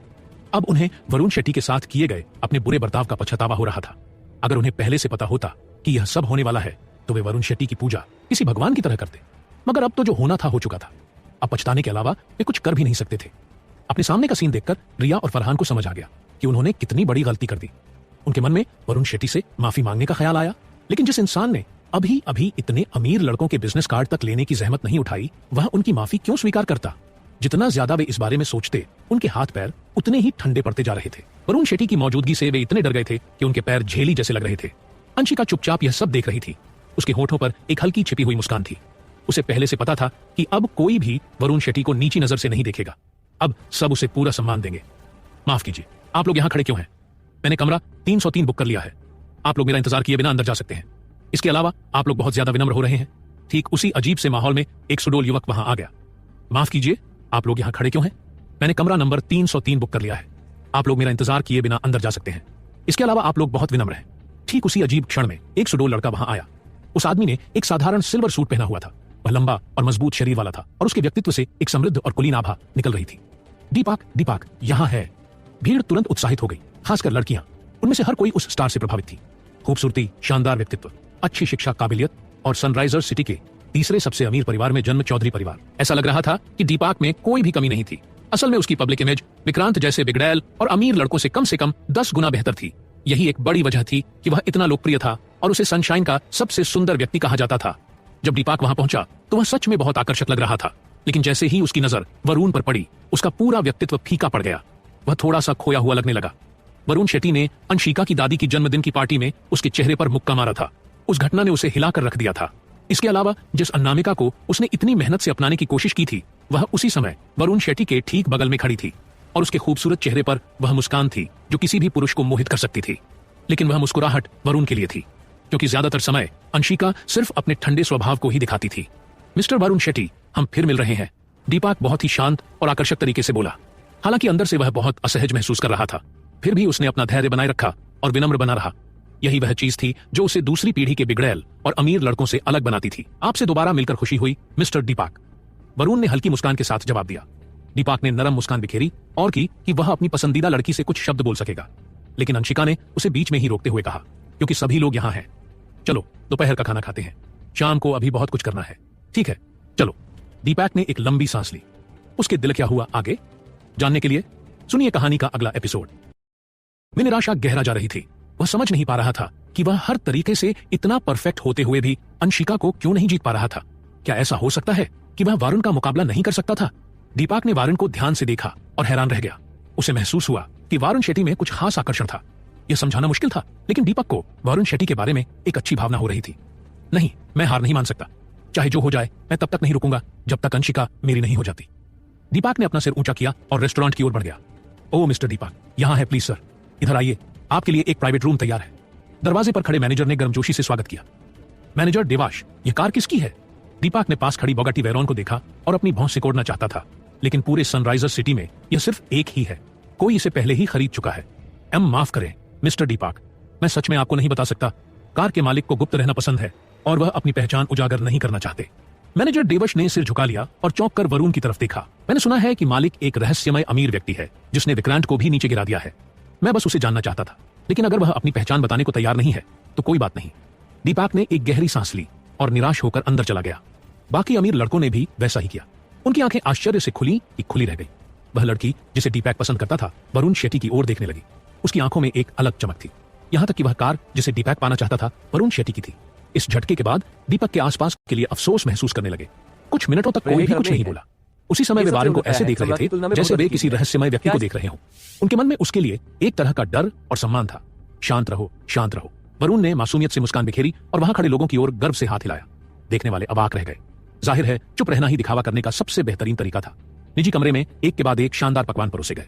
सभी ने खाने के महक का अनुभव किया। क्रैक।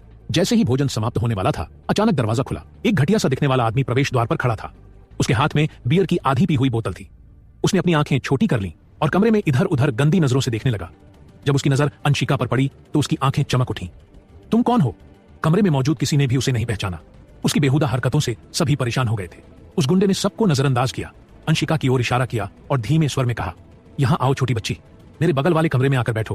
क्या तुम्हारा दिमाग खराब है? कहीं और जाकर शराब पी लो। एक हट्टा कट्टा लड़का खड़ा हो गया। कमीने, क्या तुझे पता नहीं मैं कौन हूं? गुंडे का चेहरा काला पड़ गया। वो बहुत गुस्से में दिख रहा था। मुझे इसकी परवाह क्यों करनी चाहिए कि तू कौन है? इससे पहले कि मैं गुस्से से लाल हो जाऊं, यहां से निकल जा। जो लड़का चिल्ला रहा था वह किसी बड़े अधिकारी का बेटा था। उसका स्वभाव भी बहुत खराब था। ऐसा लग रहा था कि वह भूल गया था कि उसका सामना एक शराबी से है और नशे में धुत लोग नासमझ होते हैं। क्या तू मरना चाहता है? गुंडे ने गुर्रा हुए बियर की बोतल उठाई और सीधा लड़के के सिर पर दे मारी। बोतल टूट गई और ताजा खून लड़के के सिर से बहने लगा। इस खतरनाक दृश्य ने दूसरी पीढ़ी के अमीर लड़कों को पसीने से तरबतर कर दिया। कुछ लड़कियां चीखने लगी। घबराओ मत, हम 6 आदमी यहां हैं और वह सिर्फ एक है। तभी फरहान खड़ा हो गया और गुंडे को घूरते हुए बोला, तूने हम में से किसी को मारने की हिम्मत कैसे की? तुझे इसकी भारी कीमत चुकानी पड़ेगी मिस्टर। फरहान सही कह रहे हैं, हम ज्यादा हैं। डरने की क्या जरूरत है? हाँ मिस्टर, फरहान की बात सुनो। हम 6 लोग इस कमीने को हरा सकते हैं। उसे उसकी हरकत करने दो। हम उसे ऐसा सबक सिखाएंगे कि जिंदगी भर याद रखेगा। सभी लोग उत्साहित होकर फरहान के साथ हो गए। उन्हें पूरा भरोसा था कि उन्होंने गुंडे को काबू है। हे, तुम तुलना करना चाहते हो कि किसके पास ज्यादा आदमी है? गुंडे ने तिरस्कार से होठ नीचे और जोर से चिल्लाया, इधर आओ रेड बुल। बॉस, क्या हुआ? कुछ ही देर में बगल के कमरे से 10 और गुंडे दौड़कर आ गए। अब गुंडों की संख्या दुगनी हो गई थी। स्थिति पलक झपकते ही बदल गई। दूसरी पीढ़ी के अमीर लड़कों का समूह हैरान रह गया। उन्हें हमेशा लाड़ प्यार दिया गया था। उनकी लड़ाई करने की ताकत किसी भी तरह से 5 से ऊपर नहीं थी। अगर उनके पास बराबर आदमी होते तब भी वे इन गुंडों को नहीं हरा सकते थे। अब तो हालात और भी खराब थे। तेरा चेहरा कैसा है? इधर आ Red Bull. Red Bull boss ने फरहान की ओर इशारा किया और ठंडे स्वर में कहा, मुझे लगा कि तू मुझे इसकी कीमत चुकाएगा। चलो फिर, अगर अब भी मुझसे नहीं लड़ा तो तुझे मेरी कुतिया बनना पड़ेगा। फरहान का चेहरा पीला पड़ गया। वह तुरंत पछताने लगा। भाई, मुझसे गलती हो गई, प्लीज खुद को मेरे स्तर तक मत गिराओ। मैं तुम्हारी कुतिया हूं। इस कमेंट से उन्होंने रिया को भी अपमानित कर दिया, लेकिन उनके पास अब कोई चारा नहीं था। गुंडों के हाथों पिटने से अच्छा था कि वे खुद को उनकी मान ले। डरपोक। रेड बुल बॉस ने सबकी ओर घमंड से देखा और मजाक उड़ाते हुए कहा, कोई और कुछ कहना चाहता है? बोलो, अगर नहीं तो मैं इस छोटी लड़की को अपने साथ ले जा रहा हूं। जैसे ही उसने बात खत्म की, वह अंशिका की ओर बढ़ा। वहीं खड़े रहा। दीपक गुस्से में आ गया। उसके खूबसूरत चेहरे पर सख्त भाव थे। चिंता मत करो अंशिका, मैं तुम्हारी रक्षा करूंगा। दीपक की आवाज में पूरा आत्मविश्वास था। यह साफ था कि वह सच में अंशिका को पसंद करता था। वह इस भयानक स्थिति में भी अंशिका के लिए खड़ा रहा। यहां तक कि वरुण शेट्टी भी उसकी हिम्मत से प्रभावित था। बेशक दीपक का अपना स्वार्थ भी था। वह अपने साहस से अंशिका को जीतना चाहता था। जैसा कि कहावत है, जहां चाह है वहां राह है। दीपक को यकीन था कि उसके प्रयास से अंशिका का दिल पिघल जाएगा। वह वरुण को हरा सकता है और अंशिका को अपने साथ ले जा सकता है। यह सोचकर दीपक ऊर्जा से भर गया। बहुत बढ़िया, दीपक पर हम भरोसा कर सकते हैं। सनराइजर्स सिटी का सबसे सुंदर आदमी बनने के लिए यह पूरी तरह से योग्य है। दीपक असली मर्द है। अंशिका को छोड़कर वहां मौजूद सभी लड़कियों की आंखें खुशी से चमकने लगीं। साथ ही उन्होंने वरुण शेट्टी की ओर उपहासपूर्ण निगाहें भी डाली। वरुण को अंशिका का बॉयफ्रेंड बनना था, लेकिन वह जहां था वहीं बैठा रहा, बिल्कुल अलग थलग। उसमें जरा भी मर्दानगी नहीं थी। अंशिका शायद अंधी रही होगी जो उसे चुन पाई। रेड बुल बॉस, हाय, मैं दीपक चौधरी हूं। आपने मेरे बारे में पहले भी सुना होगा, दीपक ने कहा, न तो चापलूसी से और न ही घमंड से। उसने अपना सिर थोड़ा ऊपर उठाया। उसने सोचा कि अगर वह एक अमीर आदमी के रूप में अपनी पहचान बताएगा तो उसे कुछ सम्मान मिलेगा। लेकिन इससे पहले कि वह अपनी बात पूरी कर पाता, रेड बुल बॉस का 40-3 साइज का बड़ा पैर उसके पेट के निचले हिस्से से टकरा गया। उफ! दीपक चिल्लाया और पेट पकड़कर जमीन पर गिर पड़ा। वह एक गेंद की तरह सिकुड़ गया और असहाय होकर वहीं पड़ा रहा। न सिर्फ उसने समस्या का हल नहीं निकाला, बल्कि वह खुद को अपमानित भी कर बैठा। तू बकवास का टुकड़ा है, कमजोर, बिल्कुल एक चिड़िया की तरह। हीरो बनने की इतनी कोशिश कर रहा था। रेड बुल बॉस के चेहरे पर तिरस्कार साफ झलक रहा था। उसने फिर से अपना पैर उठाया और दीपक के खूबसूरत चेहरे पर कदम रखा। दीपक! लड़कियां चिल्लाईं। वे उसके लिए चिंतित थीं। दीपक, इसमें कोई शक नहीं, बहुत सुंदर था, लेकिन वह बहुत कमजोर था। चुप हो जाओ तुम सब, रेड बुल बॉस चिल्लाया। फिर उसने अंशिका की ओर देखा और मंद मंद मुस्कुराया। छोटी लड़की, मेरे साथ पीने का वादा करो और मैं इस सुंदर लड़के को जाने दूंगा। अगर तुम मना करोगी तो मैं इसके चेहरे को तब तक कुचलूंगा जब तक कि यह पहचान में ना आए। सपने देखो, जब तक मैं यहां हूं मैं ऐसा कभी नहीं होने दूंगा। दीपक ने अपने शरीर के दर्द को नजरअंदाज करते हुए गुर्रा हुए कहा और खड़े होने के लिए संघर्ष किया। भले ही वह देखने में शांत और सभ्य था, लेकिन वह असली मर्द था। बेवकूफ लगता है, पहली लात हल्की पड़ी।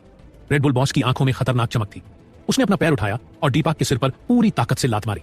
नहीं, सभी ने अपनी सांसें रोक ली। उनके दिल दहल गए। ये लात दीपक के सुंदर चेहरे को पूरी तरह बर्बाद कर देगी। वरुण शेट्टी, तुम किसका इंतजार कर रहे हो? अंशिका व्याकुल हो गई। वह अब और शांत नहीं बैठ सकती थी।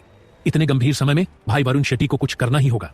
ठीक उसी समय एक बड़ा सूप का कटोरा कमरे में उड़ता हुआ आया और सीधा रेड बुल बॉस के माथे पर जा गिरा। उसके सिर से खून बहने लगा। वह संतुलन खो बैठा और धड़ाम से फर्श पर गिर पड़ा। चले जाओ तुम सब लोग, नहीं तो तुम्हारा भी हाल उसके जैसा होगा। वरुण शेट्टी धीरे से खड़ा हुआ और दूसरे गुंडों को घूरने लगा। दरवाजे पर खड़े दर्जनों गुंडों को ऐसा महसूस हुआ कि कोई ठंडी और डरावनी ताकत उन्हें जकड़ रही है। वे वहीं जमे रह गए। किसी की हिम्मत नहीं हुई कि वह अपनी एक हाथ भी हिलाए। दूसरी पीढ़ी के अमीर लड़कों ने हैरानी से वारुण शेट्टी को घूर कर देखा। मुझे लगा था कि यह लड़का कायर है। यह 180 डिग्री का बदलाव कैसे हो गया? इतना बड़ा अंतर कैसे आ गया? तुमने पहले कुछ क्यों नहीं किया? अंशिका ने राहत की सांस ली। हालांकि दीपक के लिए उसके मन में कोई खास भावना नहीं थी, लेकिन वह उसकी जान को खतरे में नहीं देखना चाहती थी। आखिरकार वह एक प्यारी और अच्छी लड़की थी। अगर मैं पहले ही इसमें शामिल हो जाता तो मैं दीपक के चरित्र को नहीं देख पाता। वरुण शेट्टी हल्का सा मुस्कुराया और बोला, अगर वह विक्रांत जैसा कोई घटिया इंसान होता तो मैं उसे बचाने की जहमत भी नहीं उठाता। वह मर भी जाता तो मुझे फर्क नहीं पड़ता, लेकिन ऐसा लगता है कि वह एक ठीक ठाक आदमी है। अब आगे क्या करना है ये मुझ पर छोड़ दो। अंशिका ने सिर हिलाया। दीपक का स्वभाव सच में बुरा नहीं है। ठीक है, बेहतर होगा कि तुम जल्दी करो और इन सारे बदमाशों से छुटकारा पाओ। अपनी प्रिय लड़की की यह बातें सुनकर दीपक इतना प्रभावित हुआ कि उसे अपनी सारी तकलीफें जायज लगने लगीं। लेकिन फिर उसने वारुण की ओर देखा और उसका दिल एक गहरे गड्ढे में गिर गया। वारुण शेट्टी ने अब तक कुछ भी नहीं किया था, इसलिए नहीं कि वह डर गया था, बल्कि इसलिए कि वह दीपक के कैरेक्टर की परीक्षा लेना चाहता था। वारुण शेट्टी शुरू से ही सब कुछ अपने नियंत्रण में रखे हुए था। पूरी स्थिति कभी भी उसकी मर्जी के अनुसार बदल सकती थी। यह ऐसा कुछ था जो दीपक कभी नहीं कर सकता था। कुत्ते, मैं तुम्हें खत्म कर दूंगा, तुम में से हर एक को, रेड बुल बॉस चिल्लाया। वह अब भी फर्श पर पड़ा हुआ था और अपना सिर सहला रहा था। जाओ पर्पल हेयर बॉस को बुलाओ, अभी जाओ और उसे ले आओ। हाँ बॉस। उसके गुंडों में से एक जल्दी से अगले दरवाजे की ओर भागा। बहुत जल्द ही लगभग 20 गुंडे दरवाजे से अंदर घुस आए और लगभग पूरा कमरा ही अपने कब्जे में ले लिया। ये देखकर दूसरी पीढ़ी के सभी अमीर लड़कों का दिल बैठ गया। वे इतने डर गए कि उनकी पैंट तक गीली हो गई। यहाँ यह बात कि वे बड़े घरानों से थे, उनकी कोई मदद नहीं कर सकती थी। वहां पर परिवार का रुतबा कोई मायने नहीं रखता था। पहला नियम, ताकत ही सब कुछ है। जैसा कि एक कहावत है, नंगे पांव चलने वाला जूते वाले से नहीं डरता। अगर यह गुंडे हिंसक हो जाते तो इसका अंजाम बहुत बुरा होता। क्या हुआ रेड बुल? बैंगनी बालों वाला एक गुंडा बेपरवाही से कमरे के सामने आया और पूछा, बैंगनी बाल वाले बॉस, तुम्हें इसे ठीक करना होगा, उस कमीने ने मुझे मारा है। रेड बुल बॉस ने अपने खून बहते सिर की ओर इशारा किया। ऐसा लग रहा था जैसे कोई 6 साल का बच्चा अपने शिक्षक से रो रहा हो। यह साफ था कि यह बैंगनी बालों वाला बदमाश रेड बुल से कहीं ज्यादा ताकतवर था। लेकिन जैसे ही उसने वरुण शेट्टी को देखा, उसका चेहरा पीला पड़ गया। उसकी आंखों में साफ साफ डर दिखने लगा। कैसे यह आप कैसे हो सकते हैं? हे, क्या तुम लड़ना चाहते हो? वरुण शेट्टी ने बिना किसी डर के पूछा। उसके होठों के कोने पर हल्की मुस्कान थी, जैसे वह खेल का मजा ले रहा हो। लड़ो नहीं, कोई लड़ाई नहीं। बैंगनी बालों वाले गुंडे ने तेजी से सिर हिलाया और लाने लगा। मैं तुमसे लड़ने की हिम्मत नहीं कर सकता। मैं नहीं कर सकता। 30 गुंडों को अपनी आंखों पर यकीन नहीं हो रहा था। पर्पल हेयर बॉस एक लड़के से कैसे डर सकता है?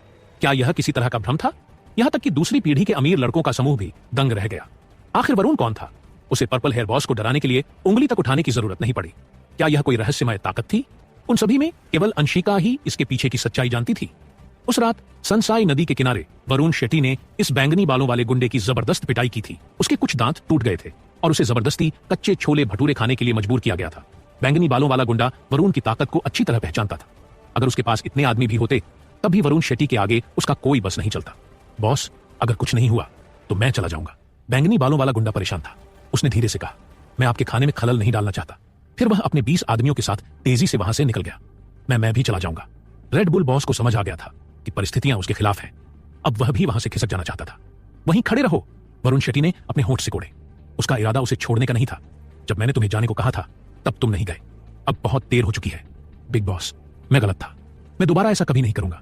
प्लीज मुझे छोड़ दो। बस इस बार मुझे जाने दो। कुछ ही देर पहले जो रेड बुल बॉस घमंडी बदमाश बना हुआ था, अब एक डरपोक इंसान की तरह गिड़गिड़ा रहा था। क्या हुआ आगे जानने के लिए सुनिए कहानी का अगला एपिसोड। यहां तक कि पर्पल हेयर बॉस भी वरुण शेट्टी से डरता था। अगर रेड बुल में 10 गुना ज्यादा भी हिम्मत होती तो भी वह वरुण शेट्टी से दुश्मनी लेने की सोच भी नहीं सकता था। वरुण शेट्टी ने ठंडे स्वर में कहा, अगर तुम जाना चाहते हो तो तुम्हें एक काम करना होगा। अपने चेहरे पर 10 बार थप्पड़ मारना होगा, तब मैं तुम्हें जाने दूंगा। धमाका धमाका धमाका। रेड बुल बॉस ने बिना कोई बहस किए तुरंत अपना हाथ उठाया और खुद को थप्पड़ मारने लगा। बस वरुण शेट्टी का गुस्सा शांत हो जाए, इसके लिए वह कुछ भी करने को तैयार था। वरुण शेट्टी ने रेड बुल के 10 गुंडों को घूरते हुए कहा, तुम क्या देख रहे हो? मैंने पहले ही कहा था कि अगर तुम नहीं गए तो तुम्हारा भी यही हाल होगा। तुम में से हर एक को 10 थप्पड़ मारने होंगे। अगर तुम इसे पूरा नहीं कर सकते तो कोई भी यहां से नहीं जाएगा। धमाका धमाका धमाका। वरुण शेट्टी की बात खत्म होते ही एक दर्जन गुंडों ने अपने चेहरे पर थप्पड़ मारना शुरू कर दिया। थप्पड़ की जोरदार आवाज पूरे कमरे में गूंज उठी। उन्हें डर था कि कहीं वरुण शेट्टी गुस्सा न हो जाए, इसलिए सभी ने इतनी जोर से खुद को मारा कि उनके चेहरे सूज गए। यह नजारा देखने लायक था। रेड बुल बॉस ने झिझकते हुए पूछा, बॉस, क्या अब हम जा सकते हैं? वरुण शेट्टी ने अधीरता से कहा, मैं चाहता हूं कि तुम सब 3 सेकंड में यहां से गायब हो जाओ। जल्दी करो, भागो। सभी गुंडे ऐसे भागे जैसे उनकी जान पर बनी हो। उन्हें डर था कि अगर 3 सेकंड का समय पार हो गया तो उन्हें और भी ज्यादा सजा झेलनी पड़ेगी।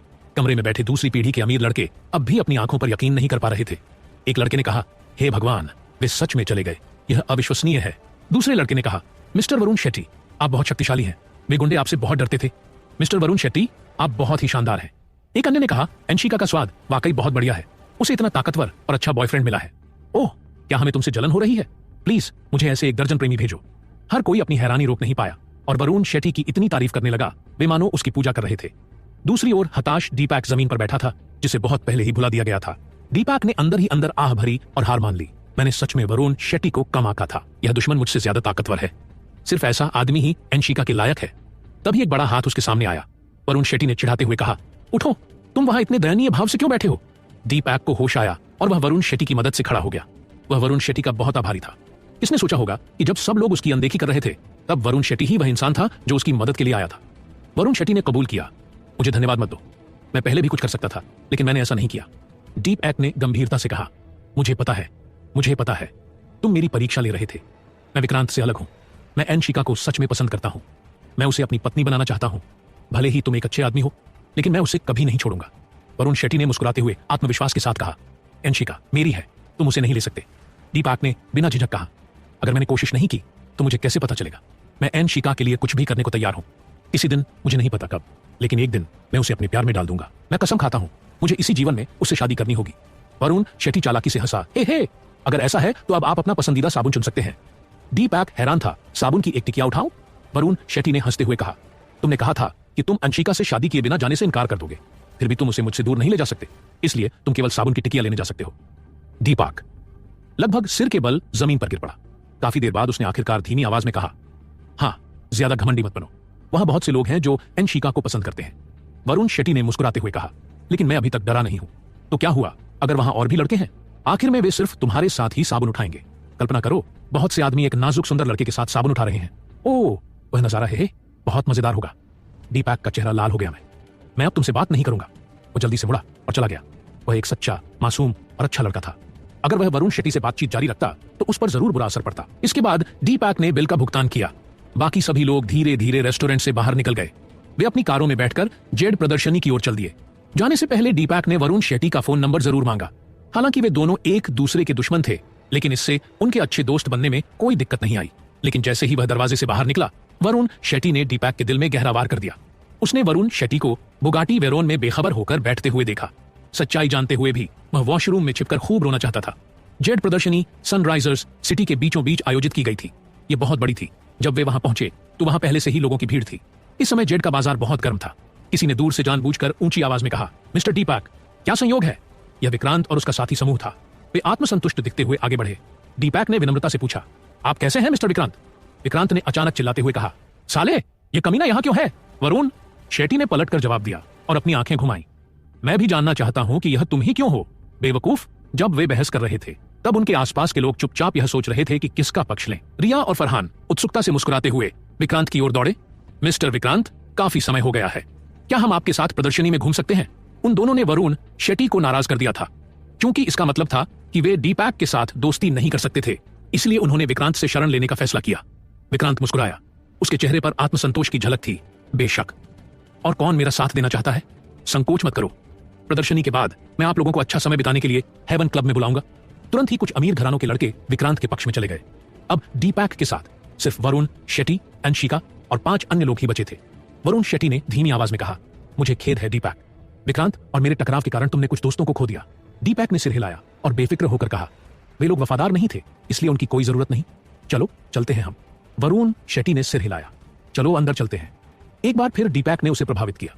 जैसे ही वे प्रदर्शनी स्थल पर पहुंचे, अंशिका ने वरुण शेट्टी को समझाना शुरू किया कि जेड के कारोबार में किन बातों का ध्यान रखना चाहिए। अंशिका ने आगे कहा, डिमांड सबसे जरूरी चीज है जिस पर ध्यान देना चाहिए, क्योंकि तुम खुद जेड की माइनिंग नहीं कर सकते, तो एक स्थिर सप्लाई बहुत जरूरी है। अगर तुम्हें कोई अच्छा नक्काशी करने वाला मिल जाता है तो तुम जे डाइट पत्थर के टुकड़े खरीद सकते हो और उसे तराश सकते हो। लेकिन जब तक तुम्हारे पास कोई नक्काशी मास्टर नहीं है, तब तक तुम्हें तैयार जेड का सामान ही खरीदना होगा। वरुण शेट्टी ने सिर हिलाया, नहीं, मैं इनमें से कुछ भी नहीं खरीदूंगा। उसकी नजर एक बूथ पर गई जहां जेड को तराशा जा रहा था। वरुण शेट्टी प्रदर्शनी के पास गया और जेड के टुकड़ों से भरे बैग की ओर इशारा करते हुए पूछा। वरुण शेट्टी ने पूछा, बॉस, क्या आप ये टुकड़े बेच रहे हैं? कच्चे जेड को तराशने के बाद कुछ टुकड़े बच ही जाते थे। इन बचे हुए टुकड़ों को अब और तराशा नहीं जा सकता था, लेकिन इन्हें फेंकना भी ठीक नहीं था। आखिर यह जेड था, इसलिए जब कोई इन्हें खरीदना चाहता था तो यह फायदे की बात थी। बॉस ने जल्दी से कहा, इस बैग में 20 किलो है, मैं इसे तुम्हें 200 में दे दूंगा। वरुण शेट्टी ने बिना सोचे समझे जवाब दिया, ठीक है, मैं 200 में इसे ले लूंगा। पैसे देने के बाद उसने कहा, मैं इसे यहीं तुम्हारे पास छोड़ रहा हूं, जाने से पहले आकर ले जाऊंगा। पैसे पाकर बॉस खुशी से मुस्कुराया। कोई दिक्कत नहीं, एएन शीका ने हैरानी से पूछा। वरुण, शेट्टी, तुमने ये बेकार टुकड़े क्यों खरीदे? ये किसी काम के नहीं है। दीपक भी उलझन में था और बोला, भले ही तुम्हारे पास बहुत पैसा हो, लेकिन इसे इस तरह बर्बाद मत करो। लेकिन वरुण शेट्टी बस चालाकी से मुस्कुराया। हे, यह मेरा छोटा सा राज है, मैं नहीं बता सकता, क्योंकि उसके अलावा कोई और रूपांतरण की ज्वाला के बारे में नहीं जानता था। बाकी लोगों के लिए ये टुकड़े बेकार थे, लेकिन रूपांतरण की ज्वाला से ये खजाने में बदल सकते थे। रूपांतरण की ज्वाला से ये 20 किलो के टुकड़े 100 जेड कंगन में बदल सकते थे। अगर हर कंगन सिर्फ 1,000 में भी बिके तो भी कुल रुपए 1 लाख रुपए बनते हैं। मतलब 0 से 1 लाख रुपए तक, तेल के धंधे से भी ज्यादा मुनाफा। अंदर जाकर वरुण शेट्टी बहुत खुश हुआ और गर्व से बोला, इस बैग के अलावा मैं आज मौजूद बाकी सभी टुकड़े भी खरीदना चाहता हूं। अंशिका और दीपक को अपने कानों पर यकीन नहीं हुआ। क्या तुम पागल हो गए हो? वे समझ नहीं पा रहे थे कि वरुण शेट्टी क्या करने की कोशिश कर रहा है। अचानक विक्रांत और उसके साथी वहां आ गए। विक्रांत ने मजाक उड़ाया, हाँ, यह कमीना सच में बेवकूफ है। ये टुकड़े साफ साफ कबाड़ हैं और तुम इन्हें खरीद रहे हो। क्या तुम अपना दिमाग घर पर भूल आए हो? हाँ, वरुण शेट्टी ने विक्रांत को घूरते हुए कहा। उसका चेहरा बर्फ की तरह ठंडा हो गया। अगर फिर से हंसे तो मैं तुम्हारी अच्छी पिटाई करूंगा। विक्रांत ने तुरंत अपना मुंह बंद कर लिया और अपनी जीभ लगभग काट ही ली। उसे डर था कि वरुण शेट्टी की धमकियां कभी बेकार नहीं जाती थीं। विक्रांत मौत से डर गया था। वरुण शेट्टी ने विक्रांत को घूर कर देखा और जाने ही वाला था कि विक्रांत ने बहादुरी का दिखावा करते हुए कहा, रुको, जहां हो वहीं खड़े रहो। लड़ाई करके हम अपनी ताकत का टेस्ट नहीं कर सकते। क्या तुम में असली मर्दों वाला खेल खेलने की हिम्मत है? वरुण शेट्टी ने अधीरता से कहा, अगर असली मर्द को परखने का तरीका लड़ाई नहीं है तो और क्या है? साफ साफ दिख रहा है कि तुम डरपोक हो। बेकार की बहानेबाजी मत करो। मुझे अभी और कबाड़ खरीदना है। तुम्हारे साथ समय बर्बाद करने का कोई इरादा नहीं है।